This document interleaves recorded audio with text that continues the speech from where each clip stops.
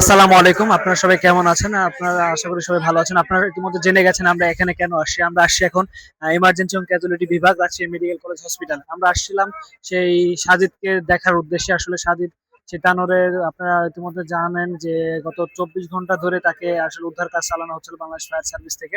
তো আমরা আসছিলাম রাজশাহী মেডিকেল কলেজ হসপিটালে। মেডিকেল কলেজ হসপিটালে আসলে আসার উদ্দেশ্য এটাই ছিল যে দেখেন কত হাজার হাজার মানুষ আসছিল তাকে দেখার জন্য।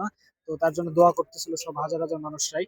তো আল্লাহ তাকে আমরা ইতিমধ্যে জেনেছি যে সে আসলে তাকে মৃত ঘোষণা করানো হয়েছে। তাকে মৃত ঘোষণা করা হয়েছে সেই তানোর উপজেলা স্বাস্থ্য কমপ্লেক্স থেকে। ডাক্তার মৃত ঘোষণা করেছে। তারপরে আমরা আশায় ছিলাম সে বেঁচে আছে। এই কারণেই আমাদের রাজশাহী মেডিকেল কলেজ হসপিটালে আসা।